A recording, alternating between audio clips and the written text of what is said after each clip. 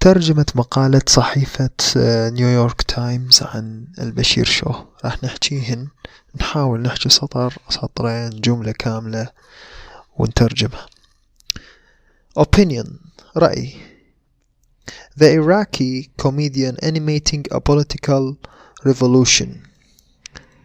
الكوميديا العراقي يقوم animating يعني مثل يعني نوعا ما تجسيم أو تجسيد أو حتى تجي بمعنى بدء ثورة سياسية. البشير أحمد البشير's TV show is fueling demonstrations in his home country. يقوم بتحشيد المظاهرات أو الانتفاضة في بلده الأم. باي تينا روزنبرغ، هاي اللي كتبتها. يجي هنا يحكي لك عن شنو كيانها، شنو شغلها وهيك. فنبدي هسه. يا الله. Last week in the studio where he tapes the البشير show, أحمد البشير put on a dark presidential hat and a jacket covered in absurd amount of metals and gold plates. تقول في الأسبوع الماضي في الاستوديو حيث جلس هو يقوم بتسجيل البشير شو، أحمد البشير ارتدى ثياب رئاسية، ارتدى قبعة رئاسية غامقة أو سوداء، وملابسه هاي الرئاسية كانت مغطاة بكمية مبالغ بها أو كمية يعني absurd تجي مبالغ به أو نشاز من الميداليات والميداليات الذهبية. نكمل. And sat at his desk in an office adorned with the seal of the President of the Republic of البشير. وجلس يعني قاعد على الميز اللي موسم بالختم، شلون ختم الرئيس، شلون ختم الولايات المتحدة، بس هذا الختم هو لجمهورية البشير. The Republic in his invention of course. طبعا هاي الجمهورية اللي هي اسمها البشير هي من اختراعه. But Iraqis know what he is mocking. لكن العراقيين يعرفون هو شنو جاي يلمح أو على منو جاي يضحك بهاي الأمور. Mr. البشير a 35 years old journalist. سيد البشير أحمد البشير هو صحفي أو إعلامي 35 سنة، عمره 35 سنة. fights for his country with his sense of humor. يقاتل لأجل بلده بحس الفكاهة لديه. He has a repertoire of slightly deranged expressions and inspired comic timing. هو لديه كمية من التعابير والتوقيتات الهزلية المستلهمة. In Arabic I am told، باللغة العربية كما قيل لي، more surprisingly in English، أو العفو in Arabic يعني لديه تعابير كوميدية باللغة العربية. more surprisingly in English, a language he didn't really speak until recently. وأيضا لديه تعابير باللغة الإنجليزية التي هي اللغة هو لم يتكلمها حقا سوى مؤخرا. Since it began airing in 2014, Mr. al-Bashir's weekly show has become one of the most public shows in Iraq, airing on YouTube and satellite television. منذ بدايته في سنة 2014 برنامج السيد أحمد البشير أصبح من أكثر البرامج شعبية في العراق، يبث على اليوتيوب وعلى قنوات التلفاز الفضائية. In the past few weeks, the show has taken on new importance. البرنامج في الأسابيع القليلة الماضية أخذ نواحٍ جديدة من الأهمية أو من الشأن. Thousands of young Iraqis are demonstrating يعني نفس الشيء in ways the country has never seen before. آلاف العراقيين يبرهنون بطرق هذا البلد لم يرى مثلها أبدا من قبل. The البشير show is deeply intertwined with the protests. Mr. البشير exposes the working of power in Iraq, covers the protests and the government's brutal response. المعنى هو أنه هذا البرنامج هو متأصل أو متجذر بالتظاهرات اللي جاي تصير. البشير شو يقوم بفضح طرق عمل السلطة في العراق، فهو يغطي على المتظاهرين وبنفس الوقت يعني ينقل التظاهرات، وبنفس الوقت covers جاي هنا معنيين covers the protests يعني يغطي المظاهرات، وبنفس الوقت covers the government's brutal response وبمعنى يعني انه هو ايضا يغطي الردود الوحشية للحكومة. نكمل.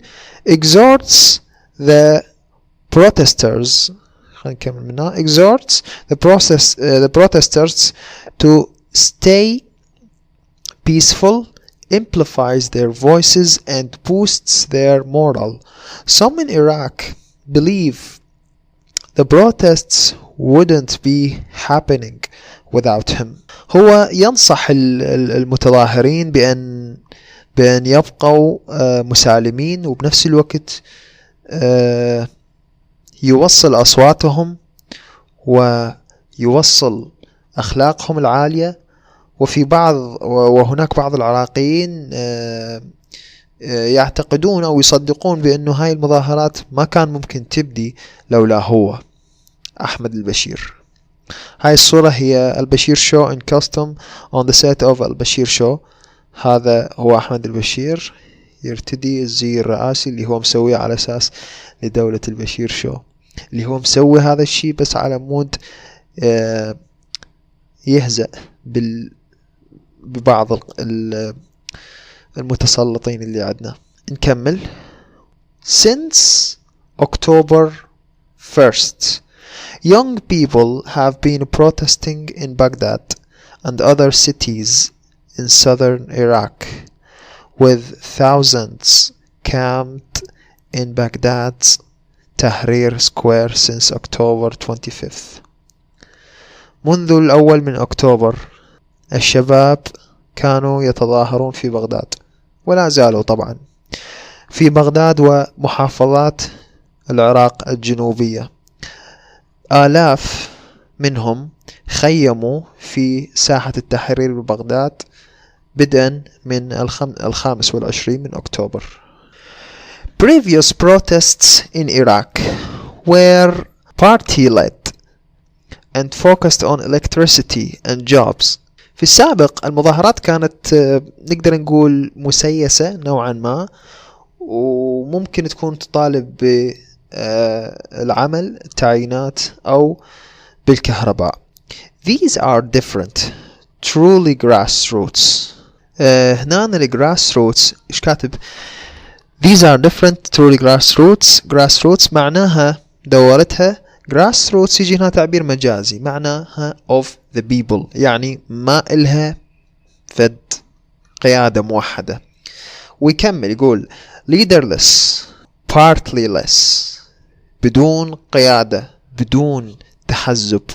uniting rich and poor توحد الغني والفقير، سني and شيعي، men and women، الشيعي والسني، النساء والرجال، and a protester and blogger who goes by the name Haidar Hamzouz. He's also organizer of the Iraqi network of social media. يصير ميديا. المتظاهر والبلوجر حيدر حمزوز هو أيضا منظم الشبكة العراقية للسوشيال ميديا، an association of bloggers and citizen journalists. هي منظمة للمدونين والإعلاميين المدنيين. said that about a quarter of protesters during the day are female. فهذا الناشط اللي هو اسمه حيدر حمزوز قال انه تقريبا ربع المتظاهرين، وهذا رقم مهول، من النساء في النهار طبعا. The protests aim at the heart of the Iraqi power. هذه المظاهرات يعني ممكن نقول تصيب السلطة أو تنشن على قلب وجوهر السلطة. A system largely designed by the American occupiers. هو نظام صمم من قبل الاحتلال الأمريكي of Iraq in 2003 للعراق في سنة 2003. The system divides spoils and patronage among various religious sects and political parties. السيستم اللي سوى الديزاين لهاي الحكومة هو يقوم بتقسيم الغنائم، فهو يعتبر الخيرات والثروات كغنائم، يقسمها بين الأحزاب والأطراف السياسية والدينية على حد سواء. The protesters' argument also, Mr. البشير's argument is that the government creates these divisions to keep itself in power. رأي أو نقاش هي تجي، بس هي رأي المتظاهرين والبشير بنفس الوقت هو أنه هاي الحكومة جاي تختلق هذه الخلافات اللي هم يذكروها في كثير من الأحيان. هي جاي تختلق هاي الاختلافات حتى تبقى في السلطة. So far, the protests have toppled the prime minister and led to the passage of a new election law. حتى الآن قاموا بإسقاط رئيس الوزراء وقادوا أو أدوا إلى مسار جديد لانتخابات، لقانون انتخاب جديد. But there is no new prime minister. لكن لا يوجد رئيس وزراء جديد لحد الآن. And it's not clear how the election law would actually work. ومن غير الواضح كيف سيعمل قانون الانتخابات الجديد. Protesters also want a new government and a new election under the United Nations supervision. المتظاهرون يريدون حكومة جديدة وانتخابات جديدة تحت إشراف اليونايتد نيشن الأمم المتحدة. They want Iran, the main foreign backer of the system. فهم يريدون إيران اللي هي طبعا تعتبر المساند الرئيسي للنظام الحاكم بالعراق. هم يريدون إيران out. Their slogan is we want a country. هم يريدون إيران أن تخرج وشعارهم هو نريد وطن. So far, the Iraqi government has responded with extreme brutality. لحد الآن الحكومة العراقية استجابت بوحشية مفرطة and acted with impunity. وتصرفت كأنه impunity كأنه ماكو حسيب، أو تصرفت بلا مؤاخذة.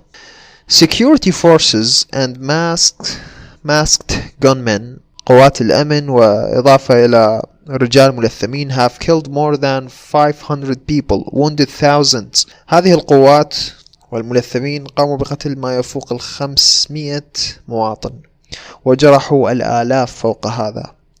and kidnapped many others. وخطفوا الكثير من الآخرين. سهى أودا, an Iraqi journalist and activist. سهى أودا هي صحفية إعلامية عراقية وناشطة.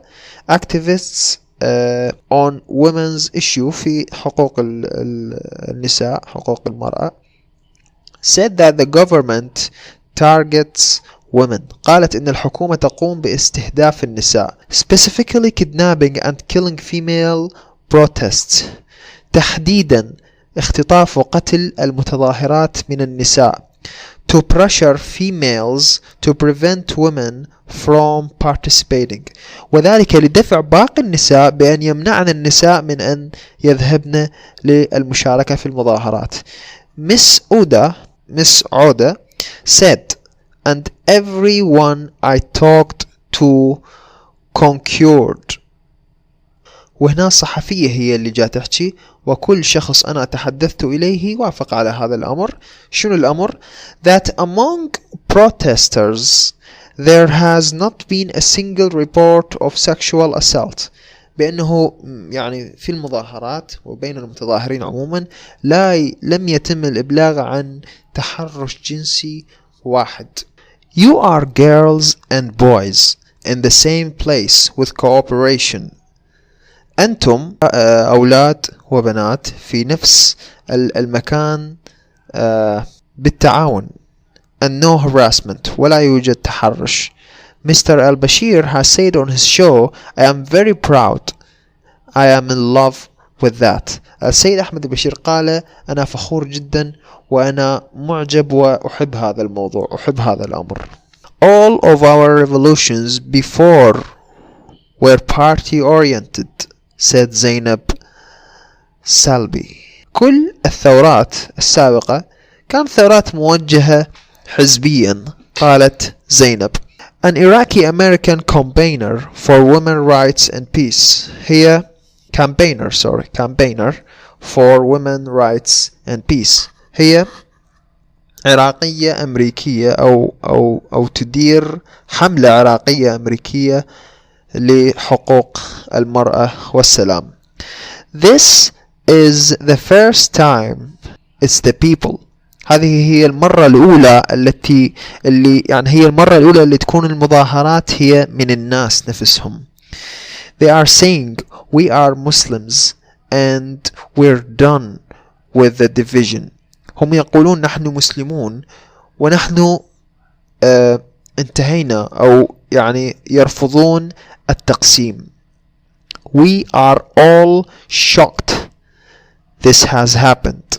نحن كلنا مصدومون بما حدث. My father is 77 and he calls me crying.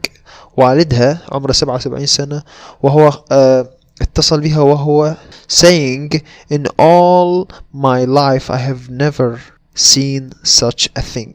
والدها عمره 77 سنة خابرها وهو يبكي ويقول لها في كل عمري أن لم أرى شيء مثل هذا. You are strong because you have no leader. أنتم أقوياء لأنكم ليس لديكم قائد. Mr. البشير often says on the show, speaking to the protesters, this is the people's voice. السيد أحمد البشير غالبا وفي كثير من الأحيان يتحدث المتظاهرين ويقول لهم هذا هو صوت الناس. No one can stop this at any moment. No one can claim he is the reason people are out on the streets.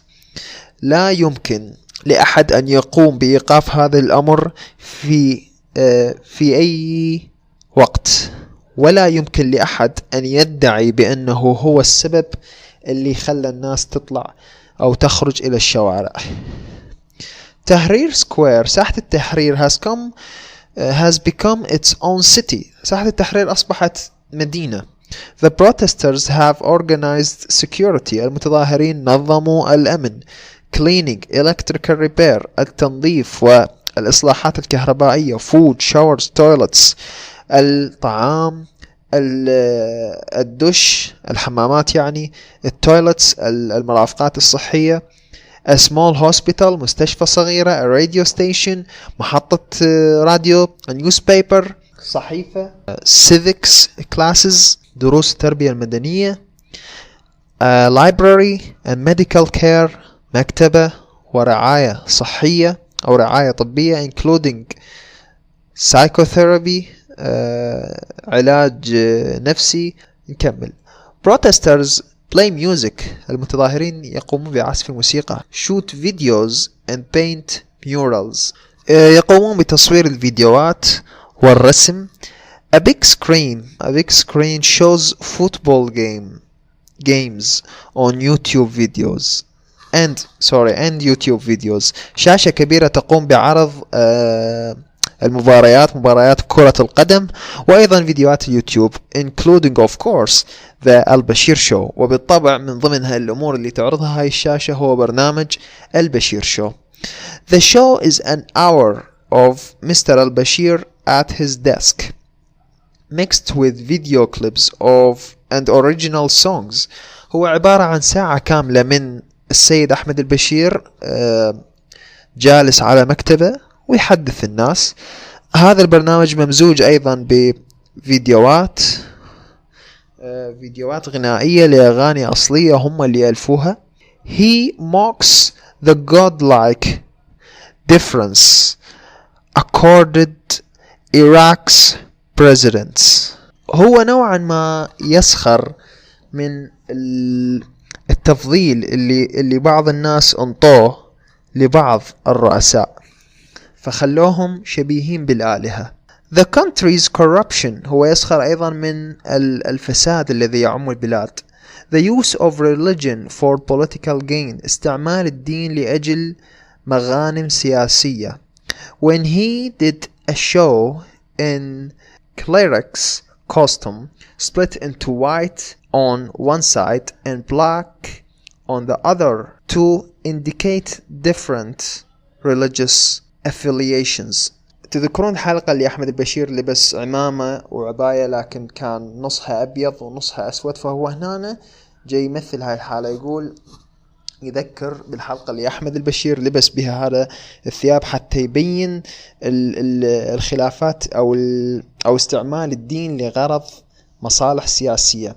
He gravely announced that since he was now a cleric he had to form his own militia.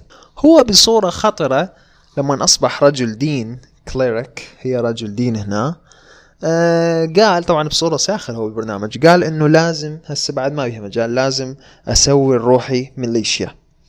The show begins with a video of young Iraqis greeting the show and often ends with Mr. البشير talking directly to the protesters.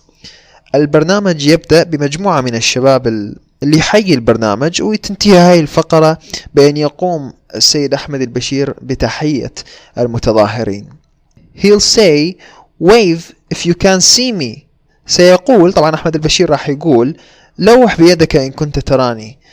Mr. Hamzouz said he can't see us of course but we will wave at him. السيد حمزوز اللي هو الناشط يقول هو طبعا فيديو مسجل او يوتيوب او قناة فهو ما راح يشوفنا, بس احنا من قد ما نحب هذا البرنامج راح نلوح له بمجرد ما يقول لنا ارفعوا ايديكم, احنا راح نرفع ايدينا له. In the protests first most violent week, في اسبوع المظاهرات الاول واللي كان تقريبا اكثر الاسابيع دموية او عنفا, when more than 100 people were killed, حيث أكثر من 100 شخص قتل. Mr. البشير told no jokes. The first ones were a huge responsibility.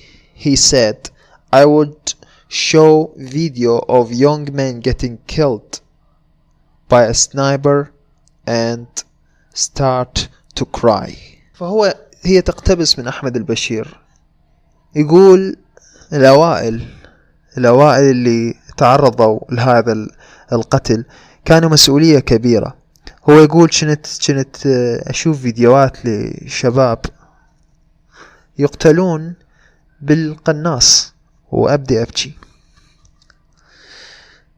Now he is funny again. الآن هو عادة مرحة من جديد. We need to humiliate the politicians. نحن نحتاج لأن نهين السياسيين. He said you are killing us. We will make you a joke. هو يقول أنتم تقتلوننا ونحن سنجعل منكم أضحوكة. يعني رح ننصب عليكم. Mr. البشير is now shooting the show in New Haven. السيد أحمد البشير يقوم بالتصوير في مدينة New Haven, where he has been on a fellowship at Yale. His crew of about 25 people work from a country he asked not to name. Half of them work uncredited because of the danger. السيد أحمد البشير يعمل في أمريكا لأنه تلقى منحة دراسية من جامعة ييل. أما الطاقم مالته أو الكادر اللي هم حوالي 25 واحد فهم يعملون في دولة أخرى هو لم يطلب تسميتها. تقريبا نصفهم work uncredited يعني أصلا أساميهم ما تنزل بالبرنامج بسبب الخطر. Iraqis watch the show on satellite TV on Germany's Deutsche Welle. العراقيين يقوم مشاهدة البرنامج على قنوات التلفاز الفضائية عبر برنامج Deutsche Welle العربية. It repeats about once a day at different times to try to escape government jamming. تقوم القناة بإعادة البرنامج مرة يوميا تقريبا وبأوقات مختلفة لمحاولة التهرب من التشويش الحكومي. The show also has 3.8 million followers on YouTube. البرنامج متابع من 3.8 مليون على اليوتيوب. It is of course in Arabic. البرنامج طبعا باللغة العربية. But Mr. البشير also taped 2 short programs in English. لكن أحمد البشير أيضا قام بتسجيل برنامجين قصيرين باللغة الأجنبية. One pretty funny, one sober. أحدهما funny مضحك أو فكاهي والآخر جاد نوعا ما.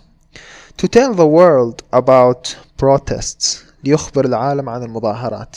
He said that his income comes from the program and from the company he owns that does other TV production. هو يقول بأن دخله يأتي من البرنامج إضافة إلى شركة الإنتاج الخاصة به اللي هي لقش واللي من خلالها يقوم بعمل برامج أخرى. Mr. البشير model was Jon Stewart. مثل أحمد البشير كان جون ستيوارت اللي كان يقدم The Daily Show على كوميدي سنترال وهسه استبدلوه بتريفر نوح. أتصور تريفر نوح حاليا جون ستيوارت ما يعمل. He calls George Carlin his idol. جون ستيوارت كان يعتبر جورج كيرلين هو مثله الأعلى. And the two have been compared. The comparison goes only so far. والمقارنة طويلة بين الاثنين. Mr. Stewart's program were not jammed. برامج جون ستيوارت لم يتم تشويش عليها. Unlike Mr. البشير, Mr. Stewart did not get daily death threats. Mr. جون ستيوارت لم يتحصل على تهديدات بالقتل يوميا. He has not had to flee his country. لم يتم إجباره على مغادرة بلده. Has not seen his father, brother, best friend and countless other family members and friends murdered. لم يرى أبوه أخوه صديقه المقرب والعديد من أفراد العائلة والأصدقاء يتم قتلهم. And has not been the victim of السويسايد بومر ولم يكن ضحية مفجر انتحاري. طبعا أحمد البشير تعرض لهاي الأمور. مستر البشير was once an ordinary correspondent. أحمد البشير كان في يوم من الأيام مراسل anchor and talk show host in several Iraqi highly controlled TV news stations. كان مذيعا مقدم برامج حوارية في العديد من القنوات العراقية التي يتم التحكم بها بصورة كبيرة. Then at a poetry celebration for the Prophet Muhammad in 2011 وفي أحد الأيام في 2011 في احتفالية شعرية بالنبي محمد a man burst in wearing a suicide vest. رجل يدخل يرتدي vest مفجر يعني حزام ناسف. I looked him in the eye trying to explode himself.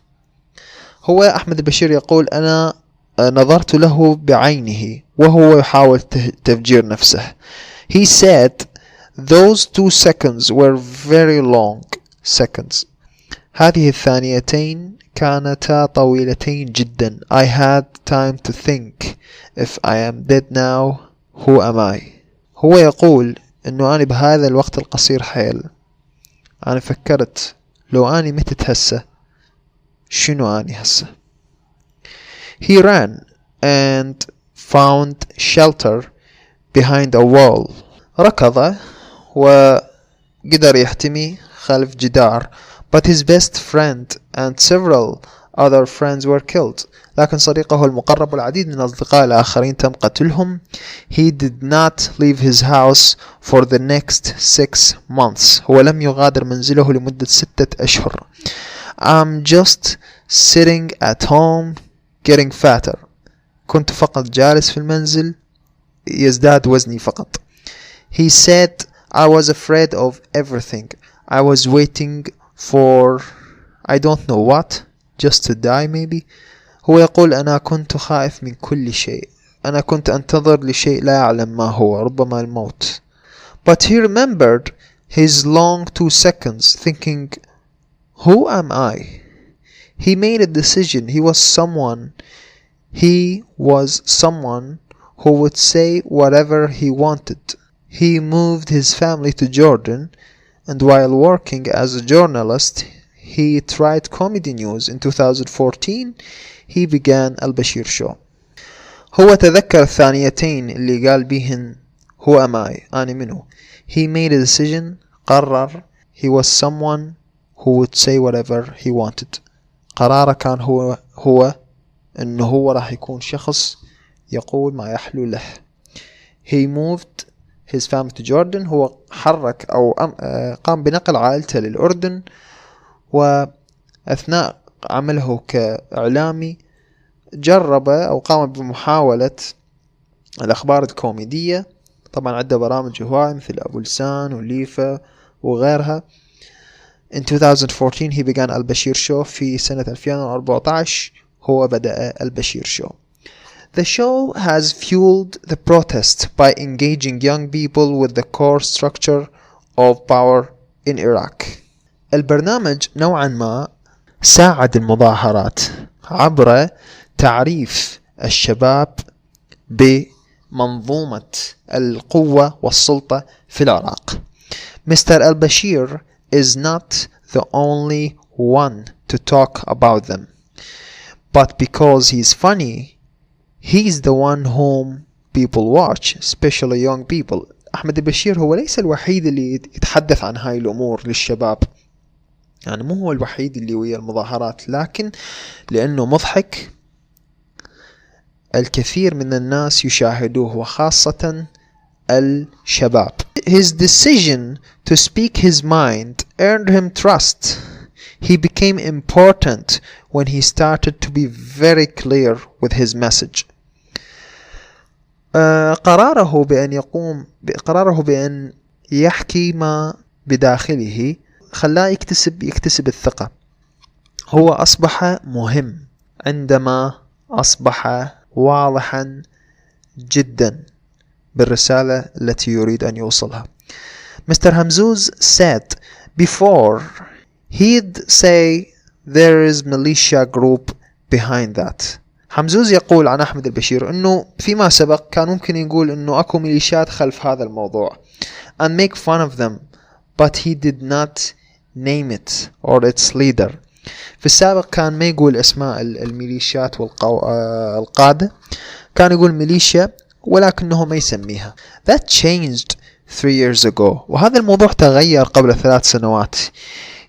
With the cleric episode. هذا الموضوع تغير بحلقة رجل الدين، الحلقة اللي لبس بيها أبيض وأسود عمامة مقسومة نصين. He began to name people. هو أصبح يسمي الناس. Even militia leaders. It's very difficult to say that. وحتى قادة الميليشيات كان يسميهم، وهذا أمر صعب جدا أن تقوله. 100% to be killed or kidnapped. Mr. همزوز said his show broke the fear. همزوز كان يقول انه اللي يحكي بهاي الامور كان 100% راح يتم قتله او اختطافه، وبهذا ولان احمد البشير كسر هذا الشيء ف his show broke the fear. البشير show كسر الخوف. The show also gives the protests more staying power. هو يعطيهم قوة بالمواصلة، البقاء. For people risking bullets daily. للناس الذين يخاطرون بالتعرض لإطلاقات نارية يوميا، وإطلاقات يعني حية موجهة نحوهم. It matters to know that the government cannot hide its brutality. من المهم معرفة أن الحكومة لا تستطيع إخفاء وحشيتها. Just as important, protests last only as long as people feel heroic and proud. والمتظاهرين يستمرون طالما أنت تشعرهم بالفخر والبطولة اللي جاي يقدموها، متعوف موحدهم. It feels as if they are making a difference. هم يشعرون بالفرق اللي جاي يحققوه، بالاختلاف اللي جاي يرسموه على أرض الواقع. Feelings the show reinforces every week. هذه المشاعر اللي تخلي المظاهرات تستمر. البرنامج جاي يقوم بدعمها في كل أسبوع. Iraq is not going to change only with new ministers.